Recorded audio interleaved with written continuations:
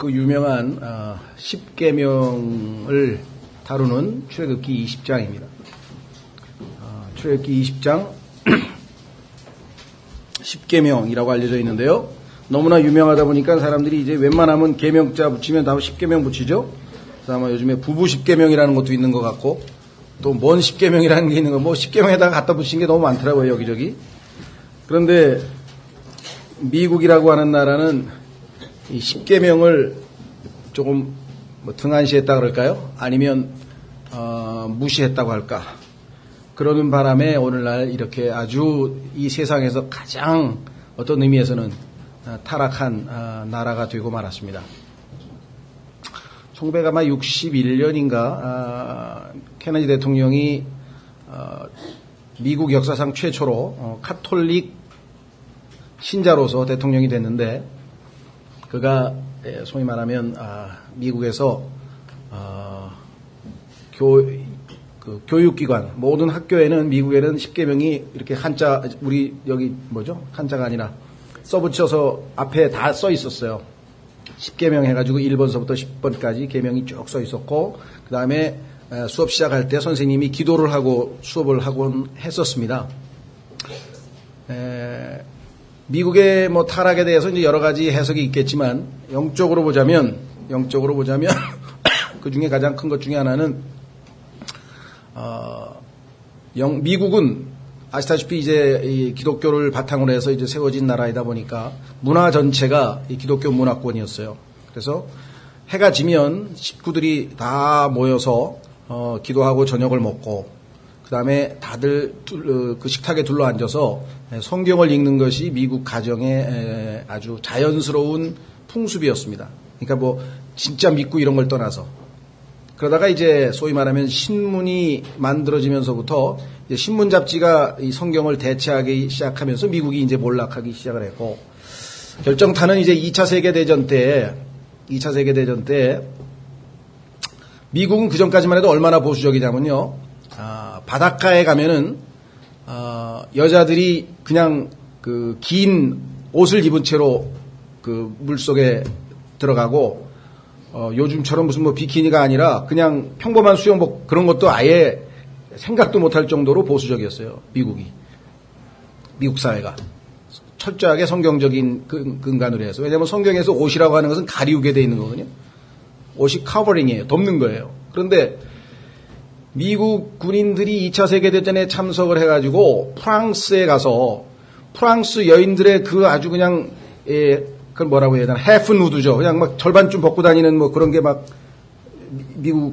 프랑스에서는 있었거든요. 그러니까 막 이게 막 위도 다 여기 요즘에 보면 뭐 이렇게 음악 하는 사람 또 왜 위를 다 드러내야지 노래를 잘 부르는지 잘 모르겠는데 성악하는 사람들도 그게 더 나쁜 거 배운 거예요. 원래 그런 거 이렇게 다 덮고 하는 거예요. 예. 그래서 사람이 그런 그 프랑스 문화, 프랑스 여자들의 그 아주 이 소위 말하면 그런 수치를 모르는 그런 거를 보더니 아주 그냥 미국 군인들이 그냥 헷가닥 해버린 거예요. 그래서 2차 세계대전 이후에 미국에서 소위 말하면 오늘날 이렇게 자유분방한, 좋게 얘기해서 자유분방이고요. 엉망진창이 된 사회 분위기가 조성이 됐고, 그게 이제 점점 나와서 무슨 뭔돈이 뭐니, 막 마릴린 monroe가 어쩌고 뭐가 어쩌고, 이제 이게는 뭐 이제 급속도로 이제 막 하향곡, 이게 꼭지점을 산꼭대기에서 딱 밑으로 내려오면 그다음부터 계속 아주 하향곡선을 걷기 시작하더니 뭐, 요즘은 뭐, 저는 뭐, 이름도 복잡해서 잘 모르지만 뭐 레이디 가가가 어떻고 뭐가 어떻고 거기다 왜 레이디를 붙이는지 모르겠어요. 난 도저히 레이디 같지가 않던데. 에일리언 가가라고 하든지 아니면 트래쉬 가가, 쓰레기 가가라 그러든지 하여간 좀 달리 붙였으면 좋겠네요. 하여간 잘 모르겠습니다. 어쨌거나 그만큼 제동장치가 점점 없어졌는데 결정타가 뭐냐. 학교에 10계명이 사라지고 나서 10년도 안 돼서 학교에 소위 말하면 콘돔 판매기가, 자판기가 설치된 게 미국입니다. 제동장치가 없어요. 10계명을 읽으면 감히 거기에 써있는 글을 읽으면 죄를 지으려다가도 어떻게 해요? 하나님 말씀이 떠오를 거 아니에요. 매일 가서 안 볼라 그래도 앞에 써있잖아요. 안 볼라 그래도 하나님께서 써놓은 그 10계명이 딱 눈에 들어와서 안 되지 했을 텐데 이걸 없애고 그냥 뭐 이제 막 했더니 그 다음에는 이제 뭐 방탄조끼를 입고 오는 놈이 없나? 지금 실제로 제가 잘 아는 분도 미국에 그러니까 캐나다 이제 이렇게 이민을 갔다가 어떻게 해서 이제 미국 산호세인가요? 그쪽 지역에 살았는데 사업이 좀 안 돼가지고 사립학교를 보낼 수 있는, 그러니까 미국서도 아주 보수적이고 건전한 사람들은 전부 다 이 사립학교 보냅니다. 그러면 다 아주 여자들도 긴 치마 입고 막 이런 거 있잖아요. 딱 보면 아주 정숙한 레이디 같은 거 있죠. 옛날식. 우리나라로 치면 북한에 이게 흰 저고리 까만 치마 입고 딱 가방 들고 가는 그런 스타일로 다 살아요. 그게 대만이든 미국이든 다 상류층 이상의 보수적인 데는 다 그렇게 살고 그냥 이제 막하파 인생 사는 사람들은 다 엉망으로 되는 거예요. 그런데 이 아이를 공립학교를 보냈더니 이게 그냥 뭐 언제 총을 쏠지도 모르고 언제 무슨 짓을 할지도 모르고 막 그래가지고 학교 가는데 수첩에다가 오늘을 생존하자 뭐 이래가지고 생존 전략 1 덩치 큰 놈이 쳐다보면 먼저 친다 이게. 예. 딱 쳐다보는 순간에 그냥 한 방 날려서 자기가 무서운 놈이라는 것을 입증시켜가지고 감히 덤벼들지 못하게 뭐 2, 뭐 3 막 그래가지고 역이민을 결정하고 한국으로 들어왔다. 아이고 이거 미국에서 애 키우다가 큰일 나게 생겼구나. 살벌한 동네가 되어버려. 그렇죠? 미국 공립학교 아시죠? 심심하면 드르륵 들어가가지고 잊어버릴만 하면 또 드르륵 해가지고 몇십 명 죽였다 그러고 이런 일들이 아주 비일비재하게 일어나는 데니까 가난한 사람들은 어차피 공립학교를 보내야 되니까 얼마나 무섭겠어요. 그렇죠? 학교가 아니야. 뭐 정글이야 정글. 정글의 법칙. 어차피 정글이니까 다 벗고 다니는 거지 뭐. 타잔이 됐든 뭐가 됐든. 예, 십계명과 관련지어서 여러분들에게 말씀드리고 싶은 것은 이렇게 제동장치가 그렇죠? 자, 그 이후에 이제 기도도 못하게 했어요. 그 다음에는 이제 학교에 성경을 가지고 오면 종교차별 행위야. 왜?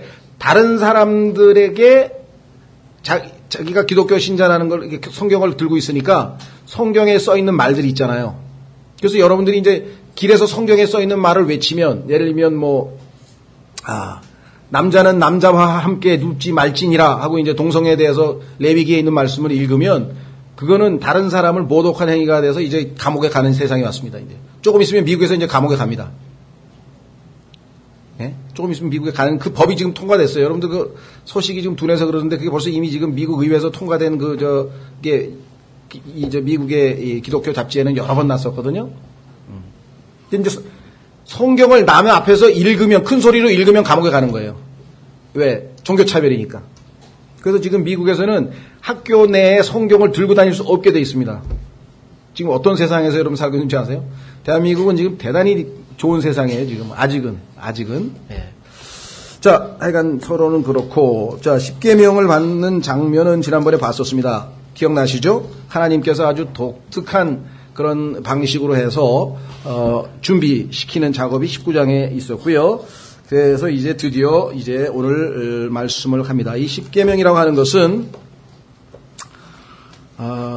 1절서부터 17절까지가 이제 십계명을 받는 장면이니까 우선 한번 본문을 읽고 설명을 드리도록 그렇게 하겠습니다. 예. 1절부터 읽겠습니다. 하나님께서 이 모든 말씀으로 말씀하여 이르시되 나는 너를 이집트 땅 곧 속박의 집에서 데리고 나온 주 내 하나님이니라. 자, 지금 누가 말씀하고 있는지를 지금 밝히고 있는 거예요. 네, 어떤 사람의 의견이 아닙니다. 온 우주 만물을 창조하신 분이신데 그분은 특히 이스라엘과는 특별한 관계, 즉 구속의 하나님이다 이 말이에요. 여러분도 구속받으신 분이면 관심을 가지셔야 되겠죠. 이 세상의 죄인들은 관심을 안 가질지 모르지만 구속받은 사람이라면 자, 이게 구속이죠. 속박의 집에서 데리고 나온 주 내 하나님이니라. 3절서부터 이제 17절까지가 바로 그 유명한 십계명인데요. 너는 내 앞에 다른 신들을 두지 말라. 이게 제1계명입니다. 다른 신들을 두지 말라. 나중에 이제 신들에 대한 개념이 나오겠습니다만은 하나님 이외에 나의 마음에 제1순위에 올라가 있는 것, 그 전부 다 신들입니다. 두 번째, 너는 너를 위하여 어떤 색인 형상도 만들지 말고, 그러니까 1계명과 2계명은 밀접한 관계가 있어요. 1계명은 우상들을 다 포함하고 있지만 2계명은 실질적으로 어떤 형상을 만드는 것과 연관이 돼 있어요. 나중에 적그리스도가 지배하는 7년 환란 기간 동안에는 엄청나게 소위 말하면 이 캐릭터 산업이 번창하게 돼 있습니다. 크래프트라는데 그걸요 크래프트맨이라고 하는데 그게 다 왜 우상과 연관돼 있기 때문에 그래요. 우상과. 자, 그래서 너를 위하여 새긴 어떤 형상도 만들지 말고 또 위로 하늘에 있는 것이나 아래로 땅에 있는 것이나 땅 아래 물속에 있는 것에 어떤 모습인지 만들지 말며. 그렇죠? 여기까지만 들으면 어떤 생각이 듭니까? 가만히 있어봐. 그러면 조각하는 사람은 어떻게 되고 예술하는 사람은 어떻게 될 것인가?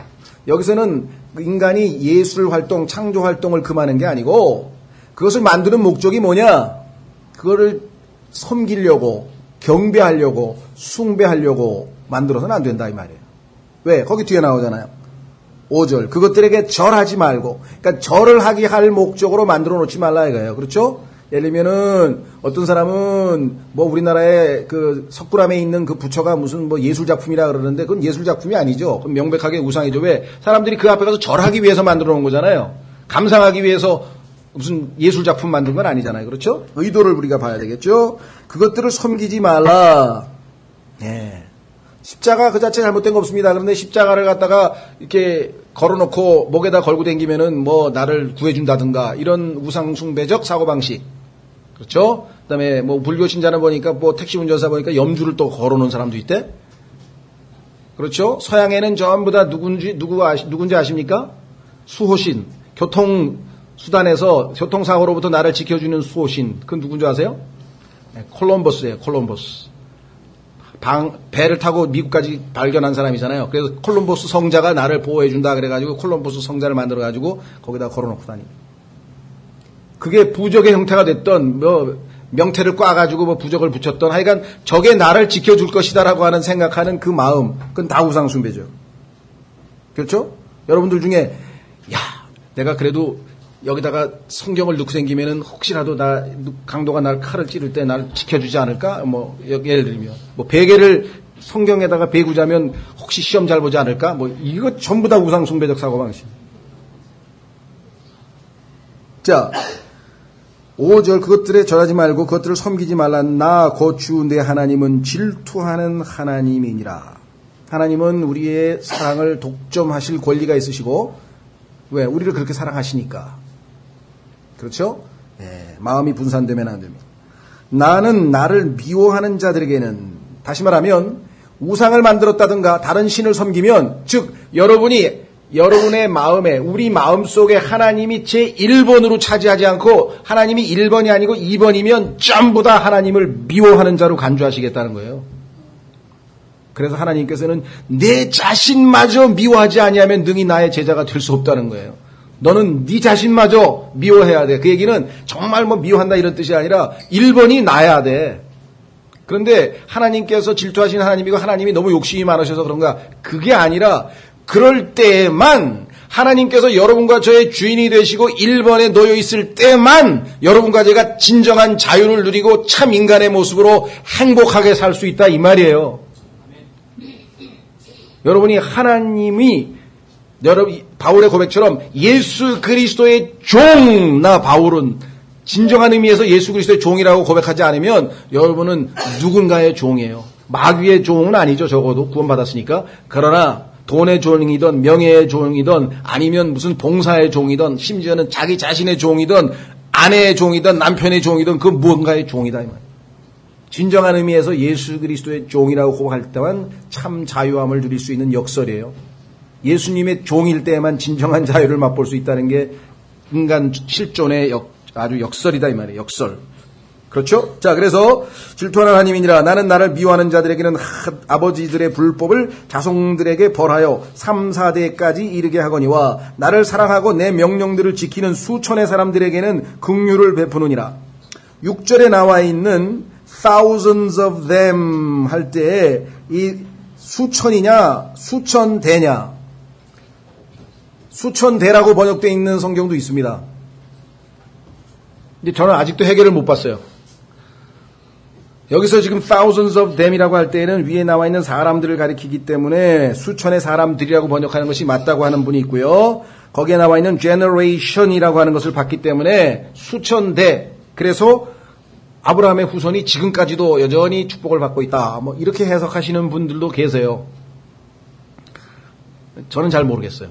미국 사람들도 서로 논쟁을 벌이니까 똑같이 미국 사람들끼리 읽어도 이렇게 읽을 수도 있고 저렇게 읽을 수도 있나 보다. 이렇게만 지금 생각하니까요. 이거 가지고 논쟁하실 필요는 없을 것 같아요. 어쨌거나 애가 두 가지 그 주장이 있다는 것만 염두에 주시고. 자, 7절. 너는 주 내 하나님의 이름을 헛되이 취하지 말라. 제3계명이네요. 주가 자신의 이름을 헛되이 취하는 자를 죄 없다 하지 아니하리라. 이름은요, 우리가 어릴 때 보면은 어린아이들이 어른의 이름을 함부로 못 부르죠.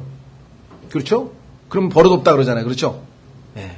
이름 부르는 걸 함부로 부를 수가 있는 게 아니에요. 왜? 그 이름에는 그분의 아주 인격과 그 다음에 성품과 그분의 모든 게 다 들어가 있잖아요. 그렇죠? 그렇죠? 예. 그래서 항상 제일 먼저 자기의 아이덴티티를 밝힐 때에는 보면은 여러분들 뭐 신원증명서를 쓰든 아니면 무슨 여권을 쓰든 아니면 뭐 무슨 주민등록증을 쓰든 뭐를 하더라도 항상 성명부터 나오는 거예요. 그 이름이 자기 전체를 다 나타내는 거예요. 그래서 성경에서 하나님께서도 항상 자신의 이름부터 가르쳐 주는 거예요. 이름부터. 자기 이름을 밝혀주는 거예요. 주님의 이름이 가장 고귀한 이름이라고 하잖아요. 주 예수 그리스도라고 하는 이름이 가장 고귀한 이름인데 이 이름을 헛되이 취하지 말라. 그런데 오늘날 영어문화권에서 하여간 뭔가 잘못되면 전부 다 하나님을 갖다 붙이는 거예요. 그렇죠? 네. 우리가 다른 사람을 갖다 욕할 때도 God damn! 하나님이 너를 저주해버리시기를 바라노라. 거기다 하나님을 왜 갖다 붙이냐? 우리도 그렇죠? 뭐 하다가 뭐 하나님 맙소사 뭐 하나님 거기 왜 들어가요? 망치질을 하다가 잘못 쳐가지고선 못대가리를 안 치고 손가락을 내리쳤다. 그때 왜 갑자기 지저스 크라이스트가 왜 거기 나오냐고. 예수님이 거기다 치라 그랬나? 네?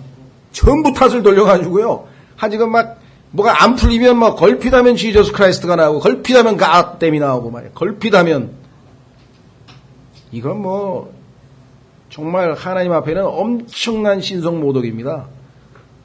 제가 지금 까불까불대는 코미디언 얼굴이 쫙 떠올라요. 예. 까불까불 갓댐 뭐 오 마이 갓. 오 마이 갓 어떻게 되는 거야? 오 마이 갓 please save me. 오 나의 주 하나님 나를 구원하소서. 그런 날이 곧 오겠지만요. 그때 가서는 왜 이미 때가 늦었어. 내가 너를 애타게 불렀을 때 너는 내게 응답하지 않았으니 나도 내게 응답지 아니하겠노라. 잠언 1장 펴서 읽어라. 이게. 하나님 딱 펴서 읽어라. 이게. 내가 너를 얼마나 애타게 불렀는가. 길거리에서도 부르고 방송으로도 부르고 전도지로도 부르고 내가 수없이 너를 두 팔을 벌리고 아침부터 저녁까지 불러댔는데 들은 척도 안 하더니 이제 와서 오 마이 갓. 예? 심심하면 불렀던 오 마이 갓 이번에도 부르면 또 나올 뭐가 나올 것 같아? 아니란 말이에요. 하나님의 이름 우리가 함부로 부르는 거 아니에요. 큰일 납니다. 너무나 아주 가볍게들 요즘 보면 아주 우리 은진이도 어디서 배워가지고 심심하면 오 마이 갓 오 마이 갓 거기서 하나 봐요. 그래 발음을 고쳐줬어요. 오 베이 갓 오 베이 갓 하고 하도 고쳐줬더니 지금은 나보고 명령을 내리니까 오 베이 갓 하나님께 복종하라. 에이멘. 네? 설교를 매일 듣고 삽니다. 제가 오 베이 갓. 근데 문제는 내가 야단칠 때마다 그러는 거예요. 오 베이 갓. 자녀를 도엽게 하지 말라. 오 베이 갓. 예. 그 다음에 예. 네 번째 계명 안식일을 기억하여 거룩히 지키라. 적어도 일주일에 한 번은 딴 생각 말고 교회 와서 아침부터 저녁까지 저녁밥까지 다 먹고 가.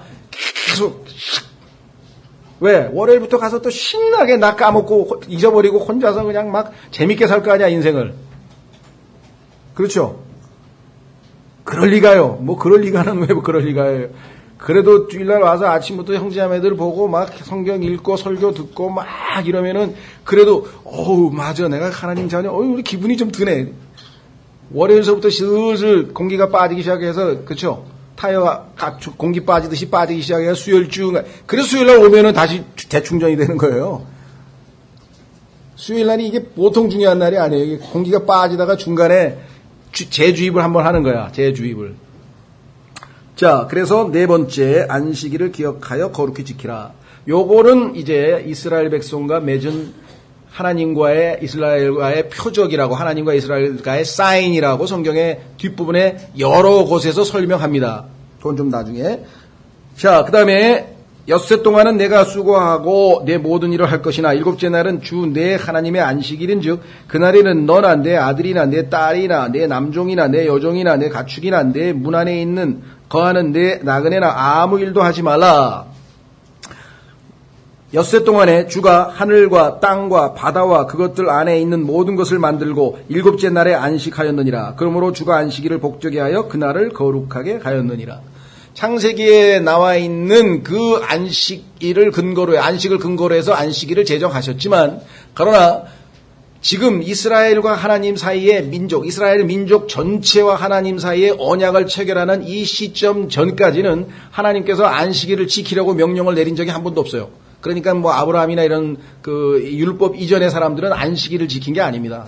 근데 안식교 사람들은 봐라 말이야, 안식일을 지켜야 된다 막 이렇게 얘기를 하는데, 이때 이스라엘 민족과 하나님 사이의 특별한 표적으로, 사인으로 하나님께서 이제 정식으로 율법 조항에 넣은 것이죠. 그러나 그 정신은 물론 창세기에 있었습니다만은 그것을 의무적으로 율법으로 지키라고 명령하신 적은 없다. 그리고 더더군다나 유대인과의 언약이기 때문에 오늘날 그리스도인이 안식일을 의무적으로 지켜야 될 이유는 전혀 없다는 것이죠. 자, 그 다음에 이제 12절.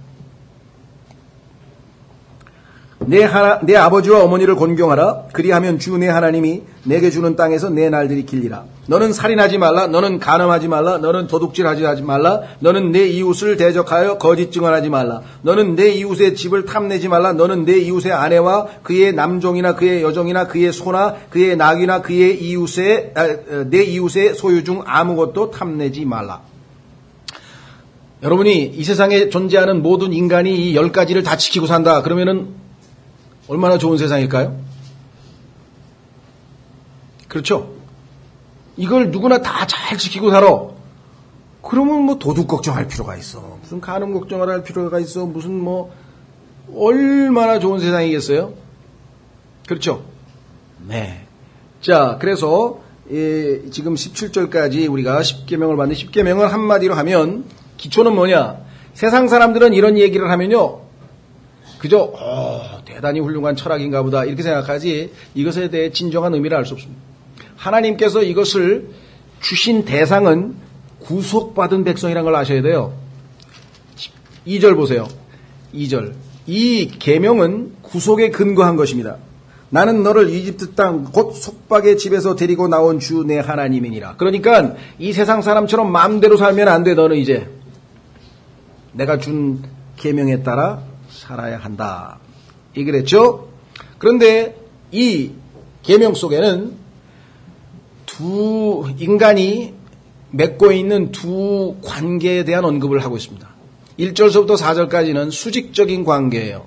즉 인간과 하나님과의 관계에서 인간은 마땅히 어떠한 태도로 살아야 되는가가 나와 있고, 두 번째, 다섯 번째부터 나머지 6가지 계명은 수평적 관계, 즉 동류 인간, 즉 나와 똑같은 인간하고는 내가 어떤 관계를 맺고 살아야 하는가라고 하는 두 가지를 하나님께서 제시하고 있습니다. 왜 그런 줄 아십니까? 인간이 창세기 3장에서 죄를 짓고 난 다음에 하나님 보시기에 두 가지가 하나님의 진노의 대상이 됐어요. 여러분들, 하나님께서 진노하시는데 대단히 많은 종류의 죄가 있고, 우리나라로 치면 뭐 형법이 몇 개가 있고 상법이 뭐 셀 수도 없이 많은 죄가 있죠. 그거 다 없애고 하나님께서 이스라엘 백성과 그 제정한 그 법은 613가지입니다. 그런데 누가 뭐 나도 잘 모르겠는데 365 플러스 뭐 200 얼마라 그러는데 인간의 248? 그게 사람의 뼈예요, 근육이에요? 뼈라 그러던가. 사람의 뼈의 수가 248개 맞습니까? 여기 의사 선생님 계신가 모르겠어요. 하여간 제가 듣기로는 그렇게 어렴풋이 들어서 지금 기억이 잘 안 나는데, 하여간 사람의 뼈가 248개인가 그러고 365. 그러니까 매일 한 가지씩이잖아요. 그래서 365 더하기 248에서 613가지래요. 그런데 그게 하나님께서 이스라엘 백성에게 주신 율법이에요. 전체. 그런데 그 전체를 보면 두 가지로 나누어질 수 있어요. 그게 뭐냐? 출애굽기를 보면 하나님과 인간과의 관계를 다루고 있는 것이 23장 10절서부터 나머지 40장까지예요. 전부. 출애굽기 전체가. 그것은 뭐냐면 하나님과 인간 관계에서 제일 중요한 거는 첫째는 뭐냐면은 절기예요. 하나님 앞에 와서 반드시 명절을 지켜라. 두 번째, 하나님 앞에서 반드시 모여서 제사를 지내야 되니까 회막 모여라. 하나님 앞에서 모여라. 세 번째는 하나님 앞에 제사를 지내야 될 제사장은 어떠한 사람이어야 되고 어떤 자격을 갖춰야 되고 어떤 옷을 입어야 되고 쫙. 그러니까 전부 하나님과 인간과의 관계에 대한 얘기가 23장서부터 출애굽기 40장까지 전체. 그러면 앞부분 20장 그다음에 그 뒷부분서부터 21, 22장, 23장 9절까지는 인간과 인간관계의 관계. 예를 들면 남의 물건을 훔쳤을 때 어떻게 해야 되고 남의 뭐 무슨 물건을 맡았을 때에는 만약에 잊어버리면 어떻게 갚아야 되고 즉 인간과의 관계에서 벌어지는 일들이에요. 그러니까 성경은 한마디로 하면 수직관계와 수평관계입니다. 근데 하나님께서 진노하시는 이유도 딱 두 가지예요. 하나님께서 하늘로부터 하나님의 진노가 revealed 숨겨져 있다가 확 이 세상에 막 그냥 쏟아게 쏟아지듯이 확 내려오는데 그 진노가 이유가 뭐냐? 첫째, ungodliness 불경건이라고 했는데요. 하나님에 대해서 인간이 마땅히 취해야 될 태도가 없어. 하나님을 하나님으로 대하는 자세가 잘못됐다 이거예요. 둘째, unrighteousness 불의. 동료 인간 같이 이 세상에서 함께 사는 다른 동료 인간에게 제대로 된 대우를 하질 못한다 이거예요. 때로는 거짓말하고 때로는 사기를 치고 때로는 막 비방을 하고 때로는 올바르게 대하지 않아. 하나님 앞에 올바른 자세를 취하지 않는다. ungodliness. 옆에 있는 사람에게 올바른 인간으로서의 사랑으로 대하지 못한다. unrighteousness. 확인해 보겠습니다. 로마서. 성경은 복잡한 것 같지만 아주 단순해요. 십계명의 구조도 예수님께서 뭐라 그랬어요? 십계명을 둘로 쫙 압축해서 예수님께서 뭐라고 하셨습니까? 주 내 하나님을 마음과 혼과 힘과 생각을 다하여 사랑하라. 수직관계. 내 이웃을 내 몸과 같이 사랑하라. 수평관계. 이것이 이 세상에서 잘못되어서 하나님 앞에 진노가 임했다는 거예요. 자, 로마서 1장으로 가보세요. 그러니까 여러분이 그리스도인이 되고 나면 어떻게 돼요? 하나님 앞에 올바른 관계를 회복해야 되고 그 다음에 옆에 있는 동료 인간과 올바른 관계를 회복해야 되는데 그 첫 번째가 뭐냐? 부모에 대한 것이다 이 말이에요. 여러분이 예수 그리스도를 믿고 나서 부모님이 달리 보이더라. 하나님이 생각하시는 부모님으로 여러분들이 부모님을 생각하시는가? 어떠세요? 그것이 첫 번째 회복입니다. 자, 로마서 1장 18절.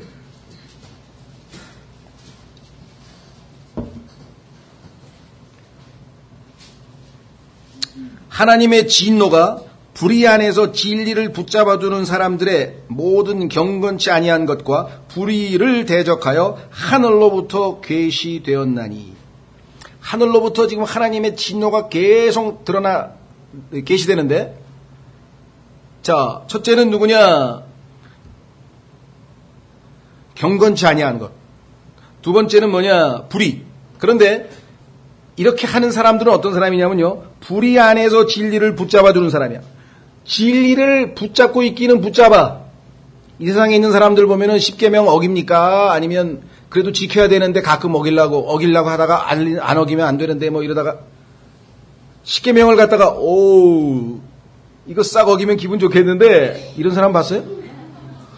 요거 그럼 정신병원에 가면 한두 명 있겠지. 그건 빼고. 그렇죠? 네, 정신병원에 가면 별의별 사람 다 있어요. 예? 어떤 사람이 나타나가지고 나는 나폴레온이다. 그런 사람이 나타났어. 예? 그래서 누가 너보고 나폴레온이라 그랬어? 하나님께서 말씀하셨다. 옆에 있던 나는 안 그랬는데. 옆에 있던 사람이 나는 안 그랬는데. 뭐 별일이 다 벌어지겠죠. 예? 어떤 사람이 차를 타고 가다가 타이어 펑크가 났어요. 펑크를 떼우려고 딱 바로 바퀴를 깔아 꼈는데 보니까 나사가 더 없어져서 나사가. 그래가지고 나사를 찾느라고 30분 동안 밑을 들여다보고 뭐 온갖 찾고 있으니까 옆에 보니까 정신병원에서 담장으로 바라보던 사람이 이보시오. 누구시오?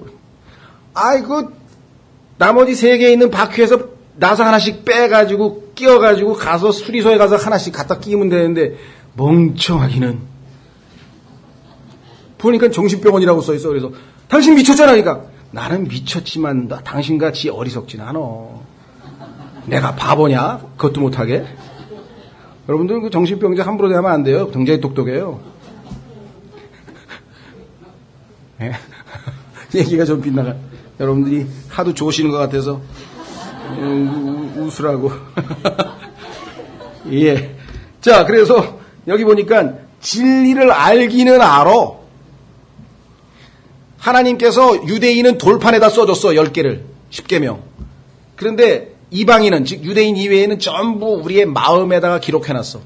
성경에 써있어. 로마서에 가니까 written in their hearts. 그들의 마음에 기록된 율법이 곧 양심이야. 그래서 안 가르쳐줘도 1번서부터 10번까지 다 알아. 아무리 야만인 아프리카에 가도요. 야, 오늘 가서 한 명 죽여볼까? 그리고 죽이러 가는 사람 없어요. 죽이면 죄라는 걸 다 알아. 율법에, 마음의 율법에 다 써있어. 그렇죠? 그러니까 아는데도 불구하고 죄를 지었기 때문에 불의 가운데에서 진리를 붙들고 있어. 그러니까 이건 구원받지 못한 사람이죠. 우리는 예수 그리스도로 말미암아 그리스도 안에서 의 가운데에서. 그렇죠? 자, 그래서 구원받지 못한 이 세상 사람들이 그 열매로 나타내는 건 뭐냐? 하나님 앞에 godly, 경건하게 하나님을 하나님으로 인정하질 않아. 그러면서 뭐 짐승에게 절도 하고 여기 뒤에 보면 이제 뭐 온갖 진화론을 믿고 베레베레 게 다 나와. 그러니까 문제는 뭐냐면 하나님을 하나님이신 걸 잘 몰라. 하나님이 누구신지를 잘 몰라. 그렇죠? 그런 사람은 자동적으로 옆에 있는 사람이 자기하고 같은 한 인간이고 하나님의 형상대로 지음받은 정말 사랑해야 될 대상인 줄을 또 몰라. 가만히 있어봐. 이놈이 내가 이 밥 잘못하면 이놈이 와서 내가 훔쳐먹을 거 아니야. 진짜. 그래갖고 뭐 경쟁 상대로 알고 뭐 이렇게 생각한다는 거예요. 그걸 unrighteousness. 불의. 옳지가 않아. 하나님은 하나님의 형상대로 지음받은 인간을 사랑하라 그랬는데 내 이웃을 내 몸과 같이 사랑하라 그랬는데 사랑의 대상으로 대하는 게 아니라 경쟁의 대상으로 생각하고 미워하고 막 이렇게. 이 두 가지 때문에 하늘에서 하나님의 진노가 임한다 그랬어요. 그러니까 그 진노의 대상이 아니고 구속받은 하나님의 자녀들에게 하나님께서 10가지를 말씀하셨지만 실제로 예수님이 요약하신 대로 뭐예요? 하나님을 사랑하고 이웃을 사랑하는 것 2가지예요. 그게 본래 하나님께서 의도하셨던 것이에요. 그러니까 신앙은 그렇게 어려운 게 아니라고 하는 것이죠. 그렇죠? 그래서 안식일에 관한 것 빼고 나머지 9개는 전부 신약 성경에 다 반복돼 나옵니다. 아니 성경에 따르면 분명히 우리는 율법 하에 있지 않냐고 은혜 하에 있다 그래서 이제 율법하고 우리하고 아무 상관없는 줄 알았는데요. 맞습니다. 맞지만 10계명에 나와 있는 그 모든 내용은 신약 성경에 다 우리가 그렇게 살아야 된다고 써 있어요. 그것도 어떻게 된 걸까요? 자, 우리는 10계명에 나와 있는 것은 물론이고 이방인들은 그 10계명이 우리의 마음에 기록된 양심에 따라도 살지 못하고 살 수가 없어. 왜? 율법도 거룩하고 선하고 완전한 거지만 우리의 육신은 어떻게 해요? 약하고 추악하고 미약하고 못해요. 그렇죠? 확인해 보겠습니다. 그래서 하나님은 구속받은 자들에게는 인간의 육신을 가지고 이것을 지키라 이렇게 명령하시질 않는다 이 말이에요.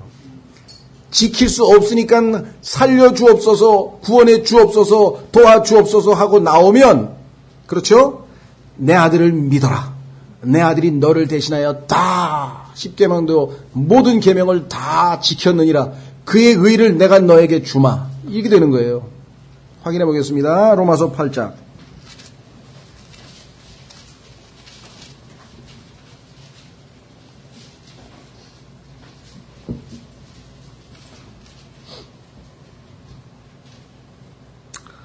찾으셨습니까? 3절. 율법이 육신으로 말미암아 연약하여 능히 하지 못하는 것을 하나님께서는 하셨나니. 율법은 우리의 육신으로 말미암아 율법을 지켜서 생명을 얻고 구원을 얻고 그렇게 해줄 수가 없어요.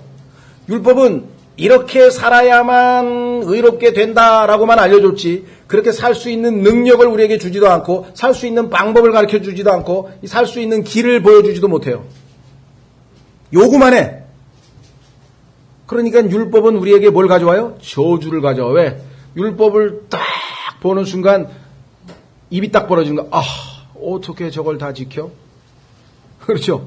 613가지가 앞에 딱 놓여 있어 봐요. 여러분들이 유대인이라고 가정하고 우리는 양심에 써 있겠지만 그러니까 그거를 딱 보는 순간에 한 개도 평생 동안 단 한 개라도 어기면 모든 율법을 어긴 것으로 간주하겠다고 성경에 야고보서에 써 있어요. 그럼 이게 기가 질리는 거야. 그냥 아우 저걸 어떻게 이렇게 되죠. 그래서 여기 써 있잖아요. 율법이 육신으로 말미암아 연약하여 등이 하지 못하는 것을 하나님께서 하셨느냐니. 그럼 어떻게 하냐. 하나님께서는 그 육신을 없애버려.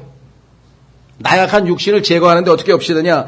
하나님이 곧 자신의 아들을 하나님께서 인간의 몸을 입고 와서 자신의 아들을 죄 많은 육신의 모양으로 보내시고 또 죄로 인하여 육신 안에서 죄를 정죄하셨느니라. 그래. 육신은 어떻게 해야 돼요? 심판받아 마땅해. 그러니까 육신을 예수 그리스도의 육신을 십자가에서 하나님께서 심판하셔서 율법의 의가 성취된 거예요. 율법의 의는 두 가지입니다. 율법을 다 지키든지 못 지켰으면 죽든지 죄 싹슨 사망이니까. 그 예수님이 죽으신 거예요. 그 대신 예수님은 하나도 율법을 어기지 아니하고 완전하게 다 지키셨기 때문에 하나도 그러니까 지키지 못하고 죄 싹을 지불해야 될 그 사람을 대신해서 예수님이 죽으실 수 있는 거예요. 예수님이 만약에 우리처럼 단 한 가지라도 율법을 어겼으면 우리를 대신할 수 있는 대속자의 자격을 갖추지 못하는 거죠. 자, 심판합시다. 어서 오세요. 하고 딱 치려고 그러는데 예수님께서 내가 대신 죽겠습니다. 무슨 소리? 당신 죄 없어? 예, 저는 죄가 없습니다. 정말이야? 좋았어. 검토해보자. 쫙 없어. 증인 나오시오. 성령님께서 나오셨어요. 확인해 보겠습니다. 디모데전서 3장. 내가 33년 반 동안 예수라고 하는 한 인간이 이 땅에서 살은 것을 모조리 다 기록해 놨는데 단 하나도 죄를 지은 적이 없습니다. 여러분들 엄청나신 분이죠? 단 한 번도 죄를 지은 적이 없어요. 613가지의 율법에 33년 반 동안 단 하나도 어긴 적이 없으시다니까요. 그분이 여러분과 제 안에 들어와서 이제는 내려놓지. 내가 너보다 나을 텐데. 그래도 네가 네 스타일로 좀 살아볼래? 네? 그리스도께서 내 안에 사신다는 게 어떤 의미인지 아시겠어요? 왜? 너는 아무리 노력해도 또 죄를 지을 거야. 그러니까 나 봐. 나 입증됐잖아. 어떻게 입증됐는지 아세요? 디모데전서 3장 16절. 논쟁의 여지가 없이 하나님의 성품의 신비는 위대하도다. 하나님께서 육체 안에 나타나시고 성령 안에서 의롭게 되시고 성령님께서 33년 반 동안 예수 그리스도의 모든 생각과 첫째, 자 10계명에도 들어가 있습니다. 하나님께서 인간의 생각에 대해서 그 다음에 인간의 행동에 대해서 그 다음에 인간의 말, 거짓 증인하지 말아야 돼. 말에 대해서. 말과 행동과 생각에 대해서 이잡듯이 다 뒤졌는데 단 하나의 죄를 짓지 않은 유일한 분이 예수 그리스도시에요. 죄를 알지도 못하고 죄를 짓지도 아니하였고 죄와 상관도 없는 그분께서 죄가 되셨어요. 내가 이 모든 인간이 지은 죄를 다 나에게 뒤집어 씌워라. 그리고 이들은 놔줘라. 이들은 해방시켜주라. 그렇죠? 그것이 대속이에요. 그것이 대속. 자, 다시 돌아오셔서 이제 10계명에서 우리가 코멘트할 거 몇 가지만 더 살펴보도록 하겠습니다. 한 가지 짚고 넘어갈 것은요. 10계명에서 4번까지는 우리가 이제 알겠고, 분명히, 다섯 번째 계명이 12절에 내 아버지와 어머니를 공경하라. 그리하면 주 내 하나님이 내게 주는 땅에서 내 날들이 길리라. 이렇게 돼 있죠.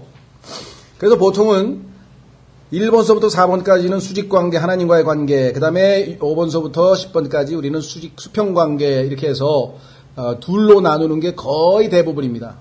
그런데 여기서 한 가지 우리가 짚고 넘어갈 게 있어요. 다섯 번째 계명은 사실은 이게 트랜지션이에요. 이게 위에서 하나님과의 관계와 그렇죠? 사람과의 관계를 넘어가는데 그 중간에 일종의 연결고리 같은 거예요. 왜냐? 내 이웃을 내 몸과 같이 사랑하라고 할 때 내 이웃은 부모님이 포함되는 게 아니거든. 부모님은 우리가 독립된 한 인간 인격을 갖추기 전에 하나님을 대변하는 하나님의 위임권위자예요. 그 성경에 보면은 내 부모를 공경하라 그랬잖아요. 무슨 말 이해가 되셨어요? 그러니까 부모님이 뭐 잘나고 못나고 돈을 잘 벌고 돈을 못 벌고 뭐 말을 안 듣고 뭔가 약점과 부족함이 있지만 그러나 하나님께서는 그래도 일단은 하나님을 대리하는 존재로서 부모님을 주신 거예요. 그렇기 때문에 다섯 번째 계명은 사실은 어떤 의미에서는 5대5로 보는 거예요, 우리가. 왜냐? 한번 확인해 보겠습니다. 다섯 번째 계명에 보면 뭐라고 써 있습니까? 거기에 내 아버지와 어머니를 공경하라. 그리하면 주 내 하나님이 내게 주는 땅에서 내 날들이 길리라 하면서 신약 성경에도 이 말씀이 나오고 약속이 있는 첫 번째 명령이라 그랬죠. 오래 살고 싶으신 분들은 부모님을 공경하면 되는 거죠. 약속이 있다 그래서 신약에서도 나오죠. 에베소서에.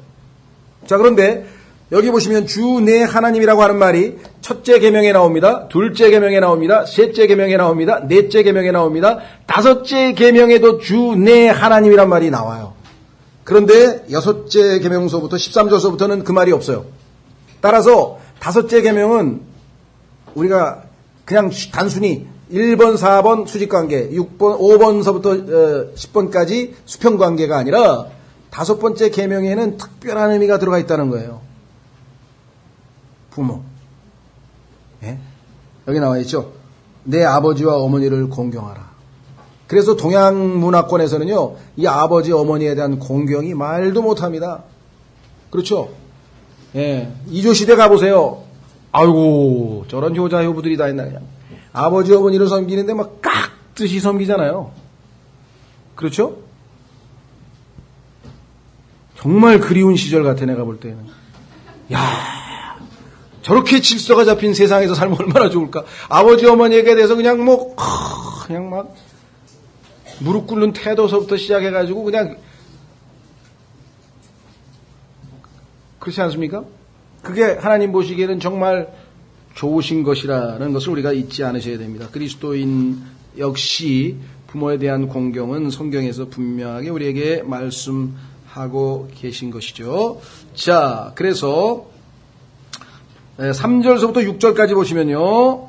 생각이야, 생각. 그렇죠? 3절서부터 6절까지 보시면 생각에 관한 겁니다.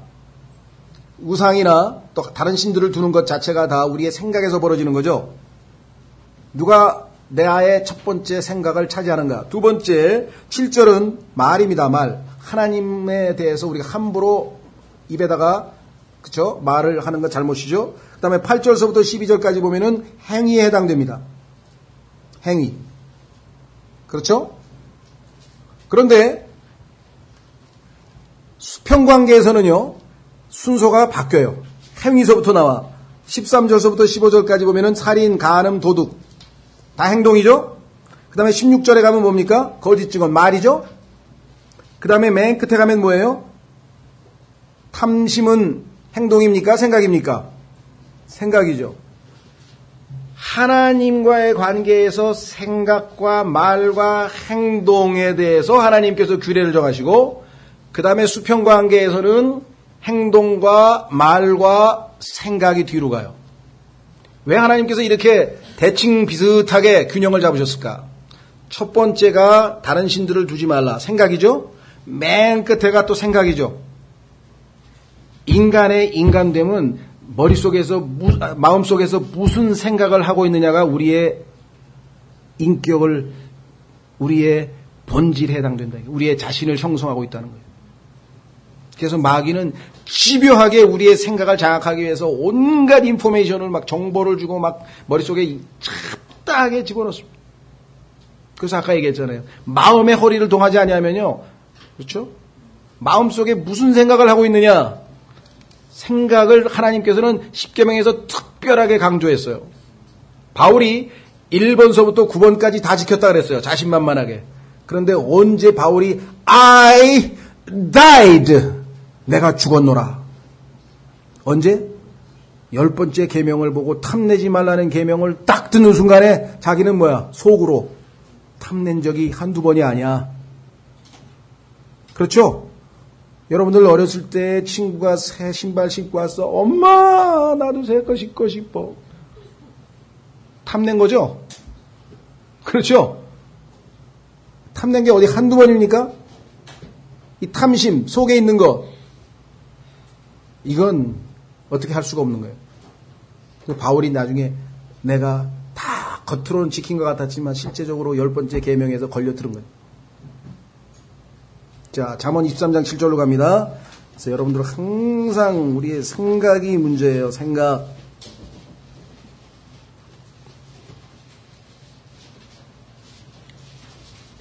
잠언 23장 7절.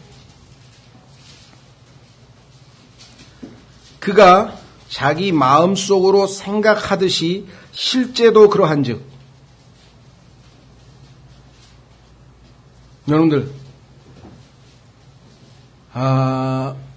이 요즘에 그 아동 뭐라 그러나 하는 이상한 그런 사람들 있잖아요. 자꾸 막 어린애들 그렇게 해서 성범죄 저지른 사람들 있죠.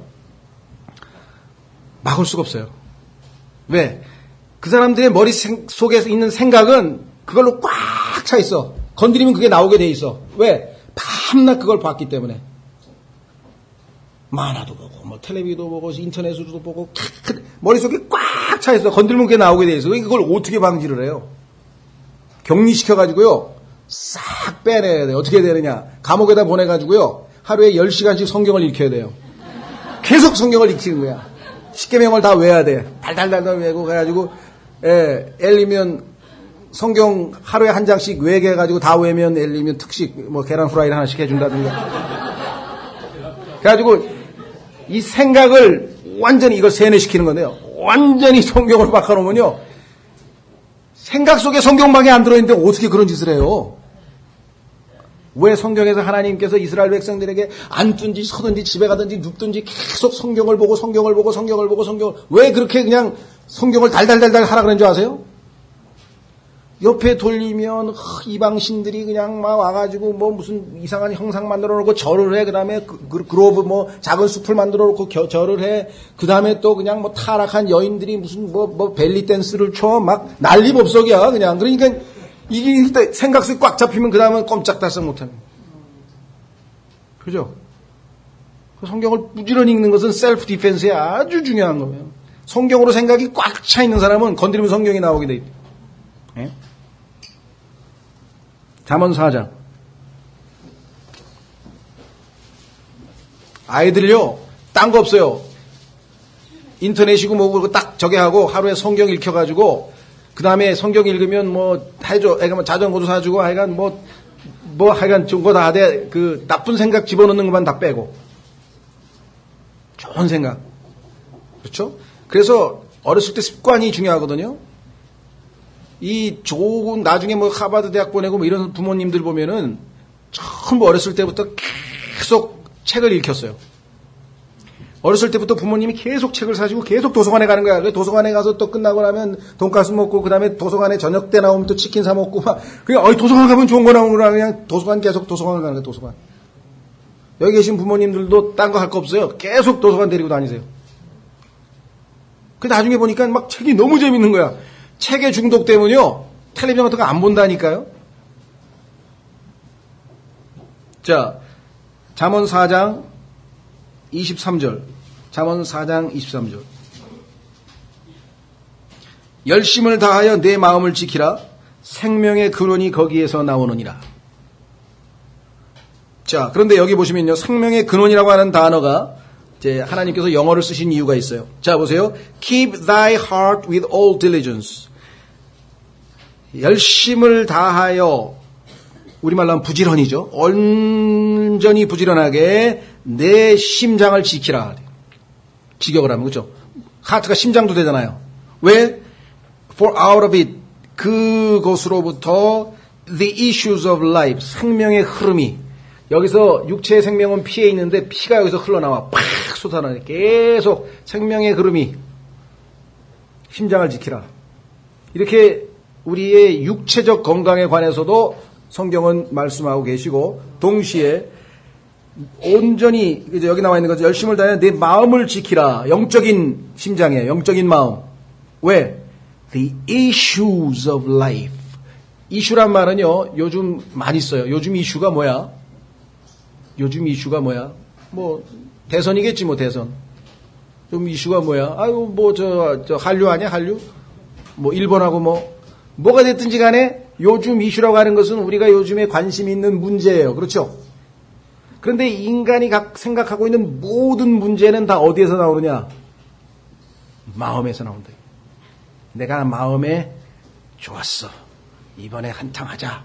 하고 딱 마음 먹으면 사기를 치든 뭐 도둑질을 하든 뭔가 하는 거예요.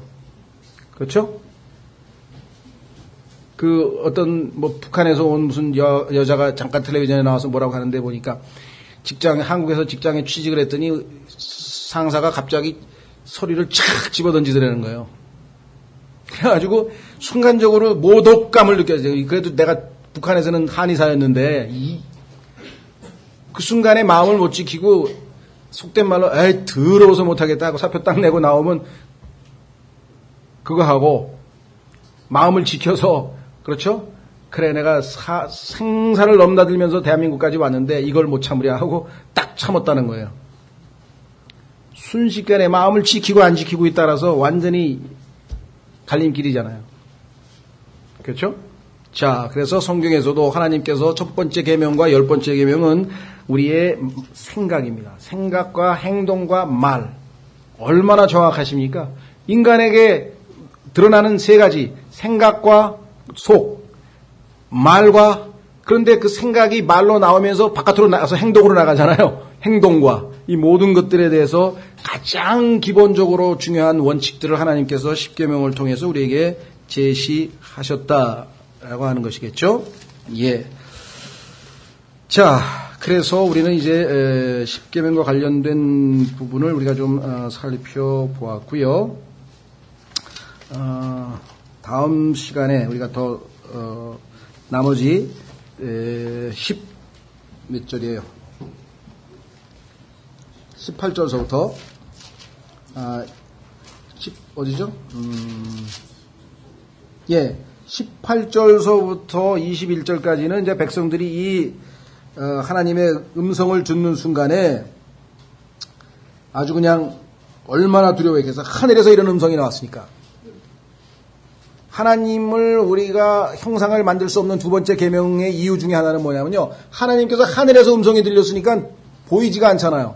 그런데 보이는 무엇으로 인간이 만들어낸다면 그건 틀림없이 문제가 되는 거죠. 그렇죠? 예, 그래서 여기 그 18절서부터 보시면은 우리가 언제부터 했어요? 우리 아까 간증하고 나서 한 시간이 아직 한 10분 정도 남았죠? 예, 아까 막 간증하고 그랬으니까 한 10분 더 정도 하시면 마무리를 지으면 좋겠네요.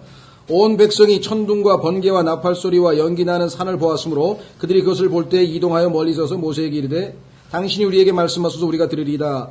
부디 하나님께서 우리에게 말씀하지 말게 하소서 우리가 죽을까 염려하나이다 하매. 그래도 상당히 겸손했네요. 이 거룩하신 하나님의 임재 앞에 이 어마어마한 의로우신 말씀 앞에 우린 잘못하면 이 더럽고 추한 우리는 잘못하면 죽게 생겼습니다. 이렇게 지금 얘기를 했죠. 하나님의 계시의 말씀 뒤에 이제 20절 두 가지가 나옵니다. 첫째는 뭐냐? 모세가 백성에게 이르되 두려워하지 마라 너희를 시험하려고 하나님께서 임하셨나니 이것은 자신의 두려움을 너희 얼굴 앞에 두사 너희가 죄를 짓지 않게 하려 하심이라 하니라. 하나님이 무서운 사람은요 죄를 못 져요. 부모가 무서운 사람은 죄를 잘 안 져요. 부모가 우습게 생각되는 사람은 죄를 마음대로 져요. 그렇죠? 그래서 성경에서 부모가 하는 역할은요, 아이를 죽지 않을 만큼 때리라는 거예요. 회초리가 그 아이를 지옥에서 건져낸다 그랬죠. 여러분이 때릴 때에는 하나님을 대신해서 때리는 거예요. 하나님을 대신해서. 왜? 두려운 줄 알아야 얘가 하나님이 두려운 줄 알아야 죄를 안 짓거든. 여기 써 있잖아요. 하나님 앞에 죄 안 짓는 방법은 하나님이 무서워서 죄 안 짓는 거예요. 그게 가장 건전한 방법이에요. 여기 써 있죠? 네. 그래서 21절 백성은 멀리 섰고 모세는 하나님께서 계시는 짙은 어둠으로 가까이 가니라. 자, 백성은 하나님을 두려워해서 멀리 있었어요. 그렇죠? 그런데 모세는 어땠어요? 그 두려우신 하나님이시지만 하나님의 음성이 뭐예요? 두려워하지 말라. 그 말씀에 따라 모세는 두려워하지 않고 하나님께 가까이 다가갔어요. 예수 그리스도 덕분에 여러분과 제가 하나님을 두려움 없이 나아갈 수 있는 그런 엄청난 존재가 된 거예요. 예수 그리스도 덕분에 하나님이 우리 아버지가 되셔서 여러분과 제가 하나님 앞에 아무런 두려움 없이 모세처럼 가까이 다가갈 수 있는 게 된 거예요. 우리처럼 하나님에 대해서, 지옥에 대해서, 죽음에 대해서, 심판에 대해서 이렇게 쉽게 자연스럽게 얘기할 수 있는 사람이 몇 대는 줄 아세요? 세상 사람들 죽음, 심판, 지옥 이런 얘기 나오면요 스트레스 받으면 못 살아요. 뭐 술을 마시든지 약간 뭐 미쳐버리든지 아니면 그건 다 우습다고 생각하든지. 그런데 그게 또 안 없어져. 밤에 잘 때 보면 또 생각이나 천둥만 쳐도 아이고 가만 있어봐 이거 봐. 얼마나 두려운지 아십니까? 모세처럼 우리가 구원받은 백성으로서 두려워하지 않고 하나님 앞에 다가갈 수 있는 길이 생긴 것이죠. 자, 주께서 모세에게 이르시되 너는 이스라엘 자손에게 이같이 말하기를 내가 하늘로부터 너희에게 말한 것을 너희가 보았으니. 그러니까 하늘로부터 말씀하신 그분이니까 얼마나 놀랬겠어요. 그래서 사람들에게 자신 있게 얘기해, 우리 유대 민족처럼 하나님의 음성을 하늘로부터 직접 들은 그런 특별한 백성이 어디 있느냐 하고 항상 자랑스럽게 생각하잖아요. 근데 항상 창피를 당하죠. 왜? 그런데도 그거를 다 우리는 어겼노라. 그래서 시큰 매를 맞았노라. 그리고 2000년 동안 쫓겨다녔노라. 그래서 하나님께서 예수님을 보냈는데도 우리는 영접 안 했노라. 이렇게 되는 거예요, 지금 이스라엘 백성은. 부끄럽죠? 23절 하나님께서 얼마나 쉽게 설명합니까? 내가 하늘로부터 음성을 들려줬으니까 너 하늘에서 나 봤어 못 봤어? 못 보죠? 왜? 디모데전서 6장으로 가보세요. 디모데전서 6장. 디모데전서 6장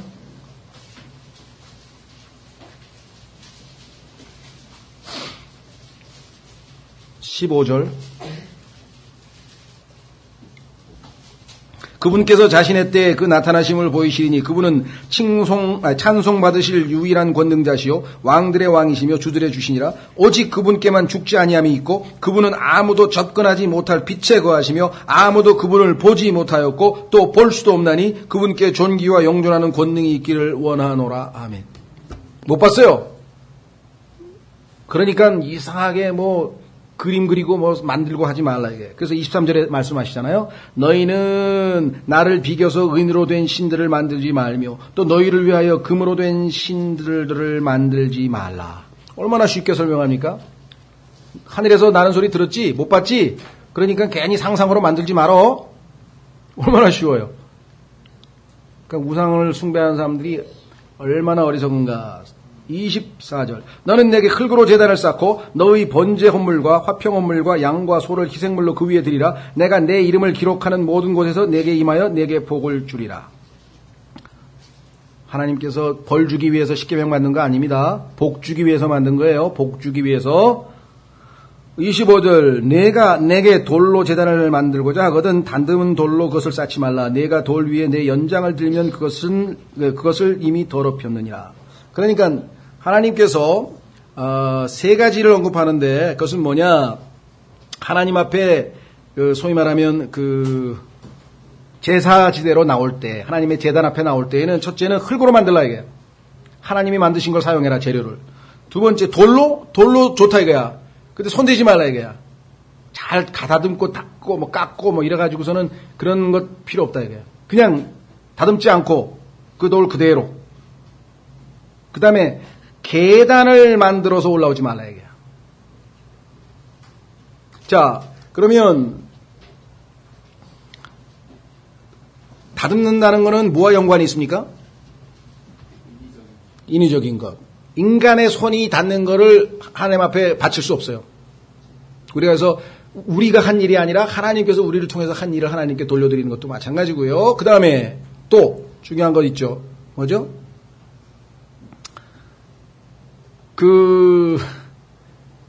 손으로 돌을 깎고 뭐 갈고 이거 다 뭐와 연관이 돼 있는 거예요?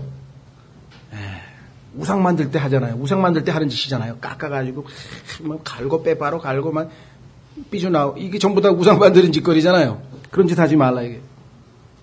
그렇죠? 예. 그 다음에 계단 만들지 말라. 이것도 인위적인 것이죠. 그래서 여러분들 창세기에서 11장에서 인간이 한 짓은 뭐예요? 하나님은 원래 돌을 가지고 그죠? 돌인데 그 돌을 안 쓰고 뭘 썼습니까? 벽돌을 만들었잖아요. 바벨론 답사할 때 뭘 만들었어요? 돌로 쌓은 게 아니고 벽돌을 만들었잖아요. 인위적으로 만든 거죠, 돌을. 인간이 만든 돌이 벽돌이잖아요. 그 다음에 거기다가 진흙을 바르지 않고 뭐 코울타르, 소위 말하면 그 벽돌과 벽돌 사이에다 바르는 그 있잖아요. 그것도 인간이 만들었잖아요. 그 전부 다 인위적인 것들이 들어왔기 때문에 하나님께서 인정하지 않으시는 거예요. 여기도 마찬가지. 그 다음에 마지막 한 가지, 하나님 앞에 나오는 사람은 품위 있게 나와야 합니다. 아까도 말씀드렸습니다마는 내 벌거벗음이 그 위에서 드러나지 아니하게 하려 함이니라.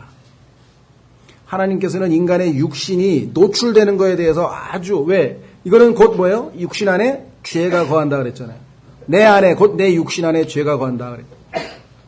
이 몸은 내가 하나님 앞에 산 희생물로 드릴 때에만 하나님 앞에 가치 있게 쓰이는 것이고 그렇지 않는 순간에는 이 육신은 항상 하나님 앞에 죄를 짓게 만드는 도구 중에 하나라는 것이에요.